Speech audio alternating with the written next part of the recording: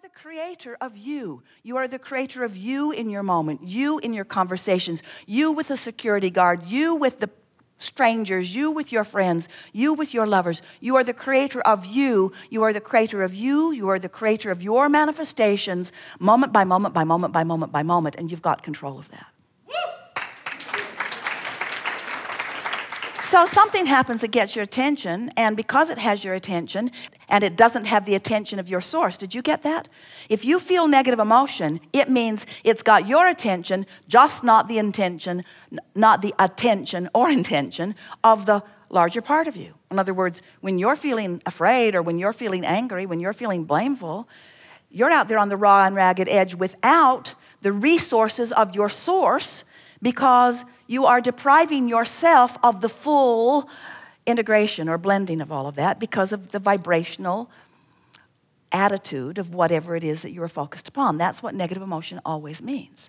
So when you get it, that you have control of what you give your attention to, then you know that you can set yourself up for wonderful moments after wonderful moments after wonderful moments. There's no reason for you to dip.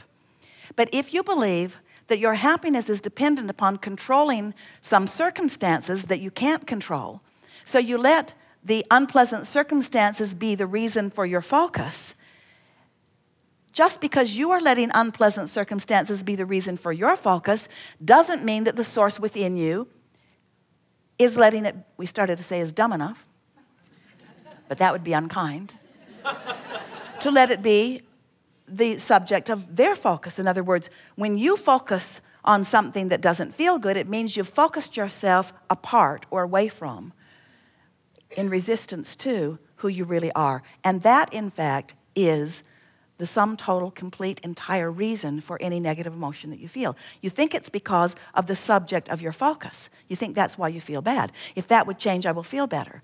That isn't true at all. The reason that you feel bad is because you're using something as your excuse to not allow yourself the blending that must be there in order to feel good. So the primary manifestation that you must look for, if you care about the way you feel, and we know you do, is the manifestation of your orientation with your inner being. In other words, your inner being is who you are. So here's how it works. You were source energy before you came into this physical body. And a part of you came into this personality that you know as you, but the larger part of you remains non-physically focused. It's a fact. Accept it. So here you are, exploring life experience, knowing what you don't want, knowing what you do want, and coming to constant conclusions about what would be better.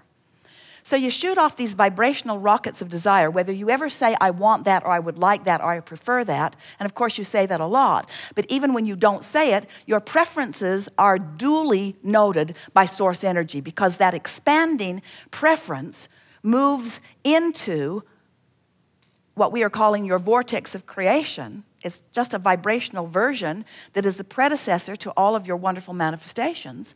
And the source within you, who holds no resistance, who understands everything that you want, becomes the vibrational equivalent of it in the moment that you give birth to it. That's why we say step one is you sift and sort and ask, and step two is source answers. Source literally becomes what you are asking for. But there's another step, and it's really the basis of the body of work that we have been doing with you through these years, and that is you must find a way to become a vibrational match to not just what you're asking for, but to who you have become because of what life has caused you to ask for. You can't become it vibrationally and not go without feeling bad. So every bit of negative emotion that you have, every bit of it, whether it's negative emotion or whether it's a manifestation that is negative that is even bigger than the emotion itself, everything that you would call unwanted experience, from emotion right out to whatever the manifestation is always the same thing. It is an expansion that you have not yet completely allowed yourself to experience fully. And when you get that, and when you understand further that all you're reaching for in terms of manifestation, have we won you over with our clever knowledge that the manifestation that you want really is the emotion? So someone said to us one day, Abraham, my body hurts me. How can I feel good when I am in pain? And we said, because you have to separate the physical manifestation from the emotional manifestation. We said you have to separate what has manifested so far from what's in the vortex. You have to separate the emotion from what you are calling reality, because there's another vibrational reality that you have not fully embraced. And when you do, your emotion will be one of ease. We knew that she could leave her fear behind this red hot minute, while it was unlikely that she would leave her physical discomfort behind this red hot minute. So we were saying to her, you have a choice. You can have pain in your body and feel hopeful or knowing, or you can have pain in your body and feel fear. But let the manifestation that you're reaching for be the improvement of fear to hope rather than in the improvement of pain to no pain. Can you hear that?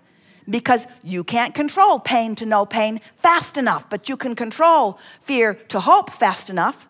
You can control that. And when you get that, you've got it all. When you get that, now you are the vibrational, deliberate creator that you were born to be.